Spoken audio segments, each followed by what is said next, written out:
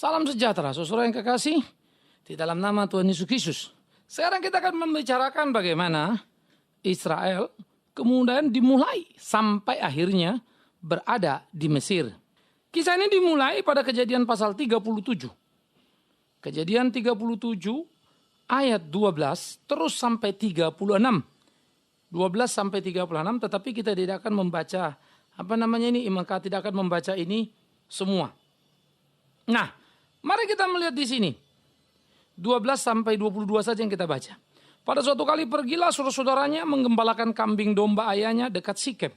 Lalu Israel berkata kepada Yusuf, "Bukankah saudara-saudaramu menggembalakan kambing domba dekat Sikem? Marilah engkau kusuruh kepada mereka." Saud Yusuf, "Iya Bapa." Kata Israel kepadanya, "Pergilah engkau melihat apakah baik keadaan saudara-saudaramu dan keadaan kambing domba, dan bawalah kabar tentang itu padaku." Lalu Yakub menyuruh dia dari lembah Hebron, dan Yusuf pun sampailah ke Sikem. Ketika Yusuf berjalan di sana kemari di padang, bertemulah dengan seorang laki-laki yang bertanya padanya, "Apakah yang kau cari?" Saudnya, "Aku mencari saudara-saudaraku. Tolonglah katakan kepadaku di mana mereka menggembalakan kambing domba." Lalu kata orang itu, "Mereka telah berangkat dari sini. Sebab telah kudengar mereka berkata, marilah kita pergi ke Dotan." Maka Yusuf menyusul saudara-saudaranya itu, dan didapatinya lah mereka di Dotan. Dari jauh ia telah kelihatan kepada mereka. Tetapi sebelum ia dekat pada mereka, mereka telah bermufakat mencari daya upaya untuk membunuhnya. Kata mereka seorang kepada yang lain, "Lihat, tukang mimpi itu telah datang. Sekarang marilah kita bunuh dia dan kita lemparkan ke dalam salah satu sumur ini. Lalu kita katakan seekor binatang buas telah menerkamnya, dan kita akan lihat nanti bagaimana jadinya mimpinya itu." Ketika Ruben mendengar hal itu, ia ingin melepaskan Yusuf dari tangan mereka. Sebab itu katanya, "Janganlah kita bunuh dia." Lagi kata Ruben kepada mereka, "Janganlah tumpahkan darah, lemparkanlah dia ke dalam sumur yang ada di padang gurun. Tetapi jangan apa-apakan dia." Maksudnya, hendak melepaskan Yusuf dari tangan mereka dan membawanya kembali kepada ayahnya. Kita lanjut dulu saudaraku. Baru saja Yusuf sampai kepada saudara-saudaranya, mereka pun menanggalkan jubah Yusuf, jubah maha indah yang dipakainya. Itu. Nah, kemudian di sinilah kita melihat bagaimana ayat 27. Ya. Dari 25 langsung. "Kemudian duduklah mereka untuk makan, ketika mereka mengangkat muka, kelihatanlah kepada mereka satu kafilah orang Ismail datang dari Gilead dengan untanya dan yang membawa damar, balsam dan damar ladan. Dalam perjalanannya mengangkut barang-barang itu ke Mesir. Lalu kata Yehuda kepada saudara-saudaranya itu, "Apakah untungnya kalau kita membunuh adik kita itu dan menyembunyikan darahnya? Marilah kita jual dia kepada orang Ismail ini. Tetapi janganlah kita apa-apakan dia karena ia saudara kita, darah daging kita." Dan saudara-saudaranya mendengarkan perkataannya itu. Ketika ada saudagar Midian lewat, Yusuf diangkat ke atas dari dalam sumur itu, kemudian dijual kepada orang Ismail itu dengan harga 20 sikal perak. Lalu Yusuf dibawa mereka ke Mesir. Nah, baru kemudian nanti diberitahukan kepada Yakub bahwa Yusuf sudah mati. Ceritanya saudaraku yang kekasih, di dalam rumah rupa-rupanya Yusuf itu mempunyai sebuah mimpi, ya, mimpi yang tidak mengenakan. Dikatakan bahwa ada berkas-berkas gandum, lalu bangkitlah berkasku dan berdiri tegak. Kemudian datanglah berkas-berkas kamu sekalian, mengelilingi dan sujud menyembah kepada berkasku. Gitu. Jadi artinya saudara-saudaranya melihat Yusuf bercerita bahwa dia ternyata menjadi satu berkas gandum di mana yang lain sujud. Ya, 11 tadi itu. Lalu tampak juga dikatakan matahari, bulan dan 11 bintang sujud menyembah padaku. Ya, nah ini kemudian tentu saja ayah ibunya juga jadi marah gitu ya. Apa-apaan sih kamu ini? Nah, saudara, tetapi menjadi menarik dikatakan bagaimana Yakub menyimpan hal itu dalam hatinya. Karena tentu saja Yakub sudah menerima cerita turun-temurun dari nenek moyangnya. Dari Abraham tentu ke Ishak, Ishak ke Yakub, dan tahu betul bagaimana Tuhan nanti akan membuat mereka menjadi luar biasa. Nah, nanti kita juga akan belajar bagaimana sebetulnya ketika kemudian Yusuf ke Mesir itu menjadi sesuatu kisah yang sangat luar biasa. Dan bagaimana kemudian Israel yaitu Yakub pergi ke Mesir, itu pun bukan hal yang sederhana. Ya, nah ini nanti kita akan lihat sama-sama berikutnya. Tetapi sekarang kita akan memikirkan Yusuf ke Mesir. Oleh karena itu, mimpi yang menceritakan seakan-akan 11 saudara-saudara ini tunduk kepada Yusuf, membuat mereka membenci Yusuf. Nah banyak orang bilang begini, mestinya Yusuf jangan cerita-ceritain mimpinya. Saya kira itu sebuah tafsir yang sangat menggelikan sekali. Tidak ada yang salah pada Yusuf. Yusuf menceritakan apa yang benar.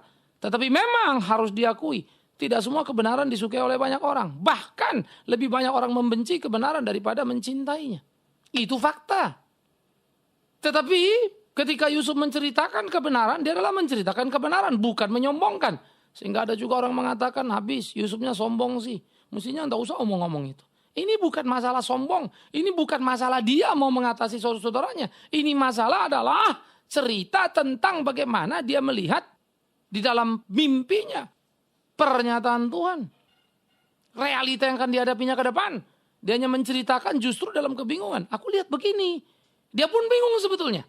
Ini apa ya? Karena memang tidak bisa membayangkan pada waktu itu. Bahwa dia akan raja di Mesir. Dan bahwa 11 saudara-saudara yang jadi ketakutan mesti sujud menyembah dia. Siapa yang bisa bayangkan itu? Jadi tidak ada yang salah pada Yusuf. Karena Yusuf bukan sedang bersombong ria. Tidak ada yang salah pada Yusuf. Karena Yusuf bukan karena tidak bijaksana. Tepat Yusuf, lakukan sudah oke. Lakukan yang benar. Tetapi memang harus diakui, ingat. Lebih banyak orang membenci kebenaran daripada menyukainya. Sehingga ke-11 saudaranya justru tidak melihat bahwa yang bicara ini saudaranya. Yang dilihat adalah kurang ajar. Betul kamu ngomong. Mereka tidak mau cari tahu apa maknanya. Yang mereka tahu cuma satu. Kelewatan, sombong, sok tahu. Nah itu pemikiran yang salahnya. Nah jadi saudara-saudaraku yang kekasih. Di sini kita perlu hati-hati untuk memahami Alkitab itu. Yusuf itu sama sekali kalau kita lihat tidak ada bakat sombongnya kok. Sudah jadi orang penting di Mesir saja. Kalau sombong mah habis tuh saudara-saudaranya ya. Dipotes sama dia sudah. Enggak tuh. Ya. Jadi kita mesti belajar mengenal itu dengan utuh. Dia hanya menyampaikan apa yang dia mimpikan. Itu sebab Yakub pun akhirnya menyimpan itu di dalam hatinya. Yakub menangkap sebuah sinyal tapi belum bisa dipahaminya sepenuhnya. Di samping memang dia sangat mencintai Yusuf, anak ini anak kesayangan. Tapi dia juga menyadari ada sebuah kebenaran. Tapi apa dan bagaimana? Itu tetap menjadi misteri bagi seorang Yusuf. Itu sebab dikata bagi seorang Yakub. Maka dikatakan ia menyimpan hal itu dalam hatinya. Merenungkan, berpikir. Itu kalimat yang biasa dipakai oleh Alkitab. Nah mari kita melihat saudara yang kekasih. Bagaimana kemudian Yusuf ini dijual. Maka satu kali seperti bacaan tadi, Yusuf disuruh ayahnya sebetulnya untuk menjenguk saudara-saudaranya. Yusuf melakukan. Kenapa? Karena memang dia tidak punya tendensius apa-apa terhadap saudara-saudaranya. Dia tidak mempunyai pemikiran-pemikiran yang salah tentang saudara-saudaranya.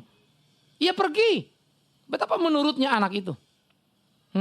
Ia pergi. Betapa dia tidak punya syak wasangka terhadap saudara-saudaranya itu. Itu kan clear. Ya. Apakah kemudian kita bilang inilah makanya Yusuf juga gak bijak. Mau-maunya aja pergi. Lah. Bapaknya yang nyuruh kok. Dan dia tidak punya pikiran macam-macam. Maka pergilah Yusuf. Oleh karena itu begitu dilihat oleh saudara-saudaranya, Yusuf datang, saudara-saudaranya yang dengan segera berpikiran buruk. Nah, ini datang ini. Orang yang sok tahu ini, yang bilang dia akan kita sembah ini. Mari kita bunuh dia. Sehingga gairah mereka, keinginan mereka sangat menakutkan. Ingin membunuh, ingin menghabisi yang namanya Yusuf. Maka mereka merancang sebuah pembunuhan. Tapi rupanya ngobrol-ngobrol lagi. Akhirnya satu usul ini, usul itu. Ruben juga bilang, apa dibunuh? Dia kan saudara kita, taruh saja sudah. Nanti darahnya salah lagi kita. Buang saja ke lubang sumur, selesai. Kalau mati ya mati sendiri situ. Tapi kemudiannya ya udah punya ide lagi. Udahlah jangan dibunuh atau dibuang ke sumur. Buat apa? Mendingan kita jual. Dijuallah Yusuf sebagai budak. Maka dikatakan satu orang Ismail pedagang budak. Sedang mau berdagang, mau menuju ke Mesir. Pada waktu itu, era perbudakan memang kuat. Maka dijualnya Yusuf sebagai budak. Ya. Maka pergilah Yusuf sebagai budak. Maka beratlah Yusuf sebagai budak. Itu yang terjadi. Nah saudaraku yang kekasih. Yusuf kemudian terjual menjadi budak dan tiba di Mesir. Nah jadi Yusuf sampai di Mesir dengan cara yang pahit. Dengan cara yang menyedihkan. Dengan cara yang mengerikan. Tetapi Yusuf sampai di Mesir. Yusuf sampai di Mesir bukan cara yang enak kan ya. Tuhan pimpin kita tidak selalu mulus-mulus satu. Jadi ngerti sedikit, memahami. Supaya kalau di tengah pergumulan, persoalan, ada kesulitan, jangan buru-buru marah. Lalu bilang, Tuhan kok gini, kok gitu. Taat saja dan jalani. Dan itulah Yusuf. Itu sebab sekalipun kemudian saudara-saudaranya sudah datang dan ketakutan ketika tahu Yusuf sudah orang penting di Mesir. Yusuf bilang apa? Memang kalian meraka-raka hal yang jahat padaku. Tapi jangan takut. Tuhan telah membuatnya menjadi kebaikan. Karena dia mau aku mendahului kalian untuk menyelamatkan hidup kalian. Nah tepatkan mimpi itu. Maka 11 suku harus sujud menyembah. Dan mereka selamat dari kelaparan karena Yusuf. Jadi Yusuf seorang yang memang sangat humble ya. Penuh kasih sayang yang luar biasa. Bagi saya sangat mengagumkan itu. Sudah dibuang, dijual sebagai budak. Sedikit pun tak kepikiran mau menghukum saudaranya. Tapi berbuat apa yang bisa diperbuatnya. Sangat mengagumkan. Jadi jangan salah untuk memahami dan melihat sepotong saja dari kisah itu. Tapi belajar untuk mengerti keseluruhannya. Nah saudara, setibanya di Mesir, Yusuf laku dijual di rumah Potifar.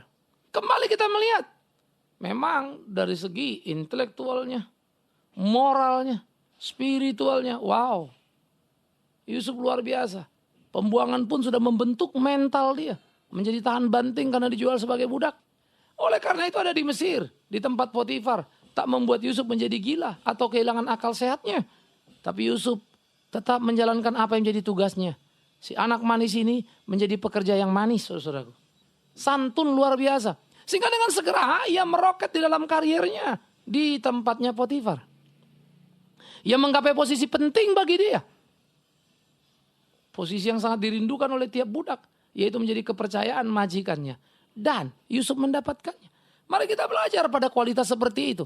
Banyak orang pengen jadi Yusuf. Ngomong ini itu tentang Yusuf. Tetapi ngeliat orangnya.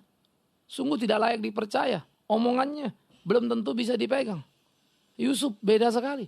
Maka saya pikir dari segi intelektual, mental, moralitasnya, dan spiritual. Itu harus diperhatikan. Yusuf luar biasa unggul. Nggak mungkin dia jadi pekerja yang disukai kalau dia kerjanya banyak salah. Dan nggak mungkin dia banyak salah kalau intelektual tinggi. Dia hanya bisa salah, banyak salah kalau dia bodoh. Jadi Yusuf cukup kita lihat cepat menyesuaikan diri, bukan adaptasi yang bagus. Nggak mungkin mentalnya lemah. Kalau mental lemah mungkin dia merengek-merengek, nangis-nangis saja kali sebagai budak di sana. Nggak akan bisa berkarya.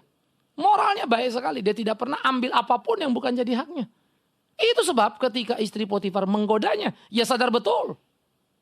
Itu tidak baik. Pertama, itu istri tuannya. Kalau iya kan, ya iya kan. Berarti kan dia mengkhianati tuannya. Itu di depan mata.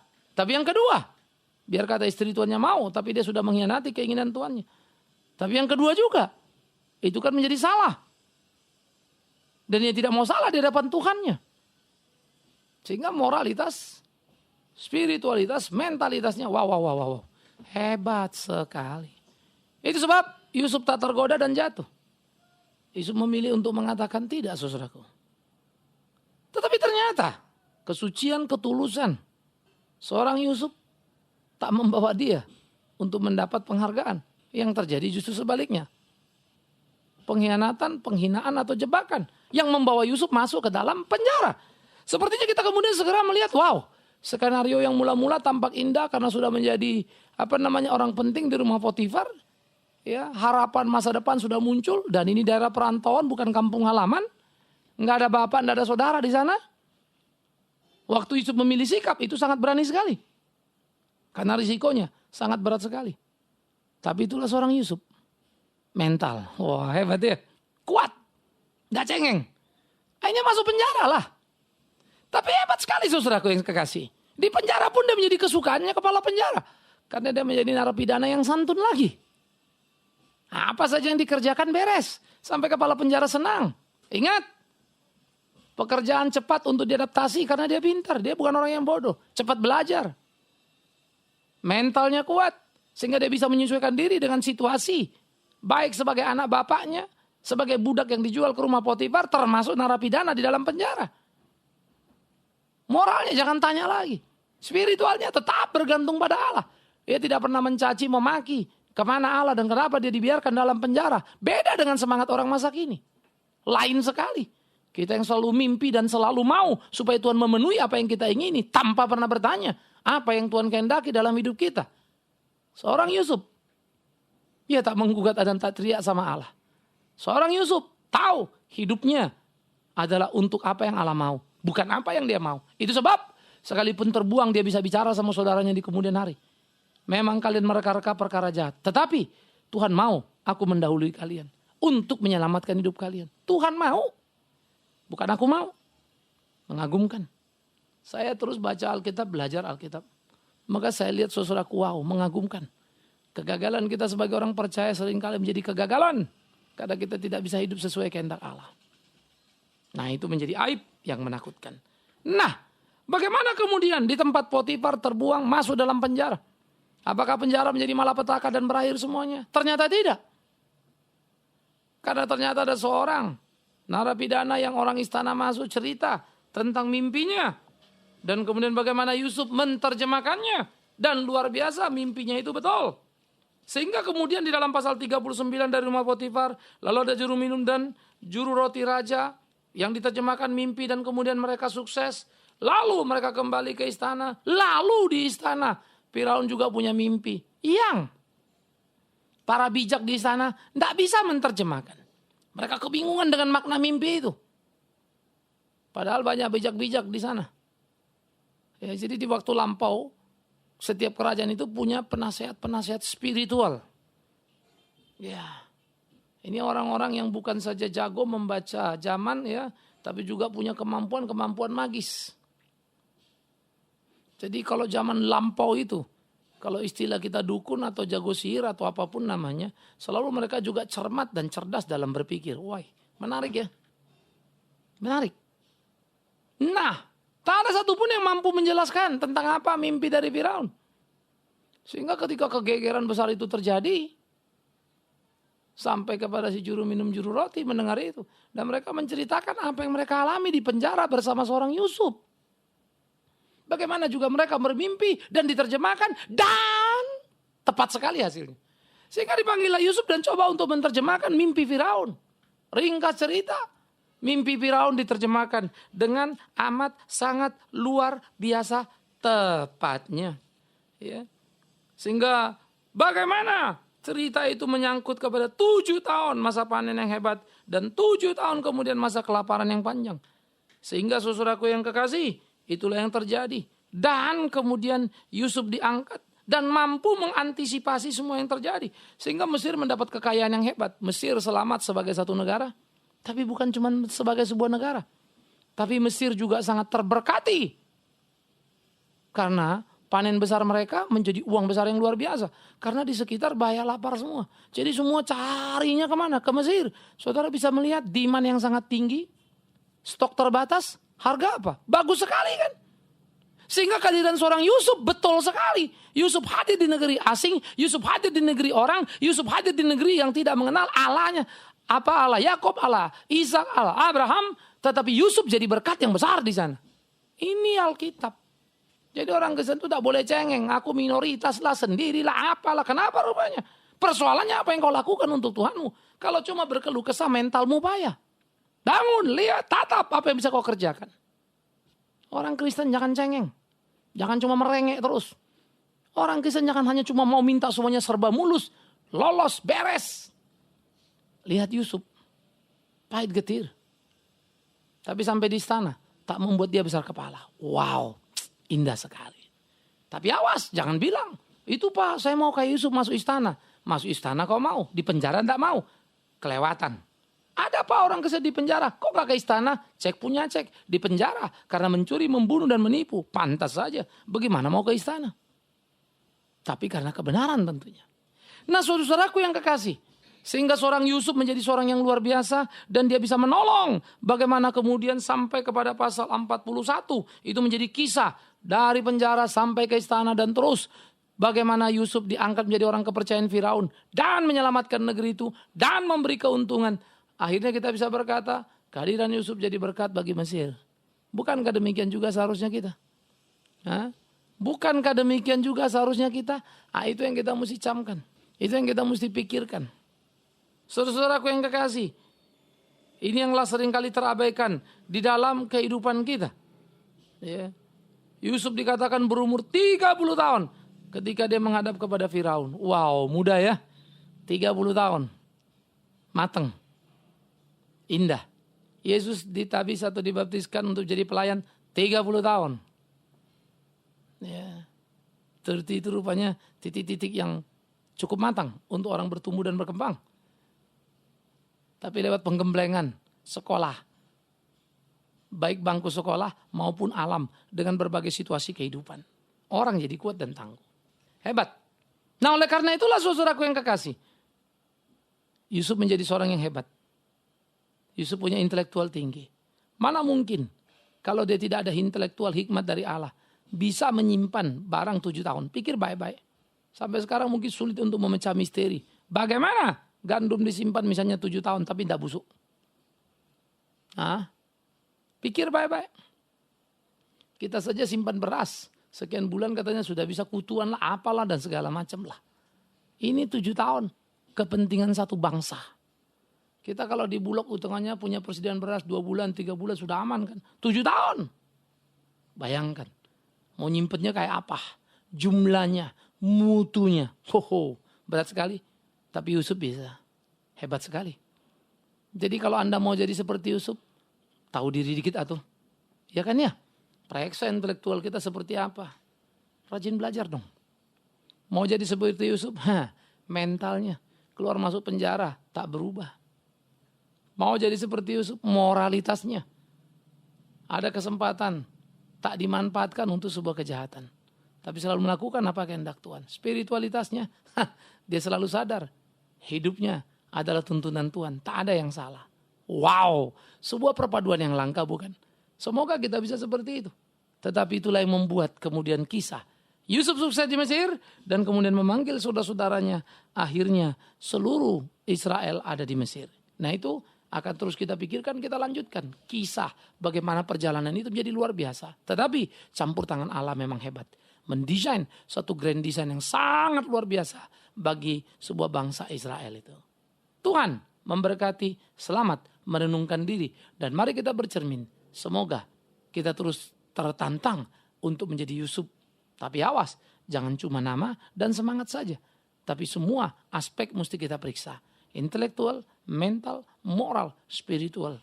Dan tentu saja totally menjadi integritas yang terpuji. Amin. Mari kita berdoa. Terima kasih ya Tuhan, kami mendapat lagi pembelajaran dari seorang Yusuf. Bagaimana Engkau memakai dia. Sehingga keterbuangan, keterpurukan menjadi budak bukanlah malapetaka. Penjara bukanlah apa-apa. Tuhan mampu memimpin kami melewati apa saja. Tetapi jujur kami harus mengaku Tuhan. Kami seringkali gagal dalam hidup ini, kecewa itu, mau ini dan mau itu. Tanpa pernah bertanya, Tuhan mau apa? Ya Tuhan ampuni kami. Karena kami mungkin terlena dengan berbagai pemahaman atau berbagai khotbah yang tak sesuai dengan kehendak-Mu atau semangat yang Kau mau. Tolonglah kami. Supaya kami jadi seperti apa yang Tuhan kehendaki. Dan hidup kami jadi berkat di zaman kami. Seperti Yusuf berkarya. Minoritas. Tetapi punya kualitas yang hebat. Biarlah kami sadarkan panggilan kami dan tahu dimanapun kami ada. Itu yang terbaik bagi kami. Karena Tuhan yang menempatkan dan Tuhan yang kami layani. Terpujilah Tuhan kami. Amin.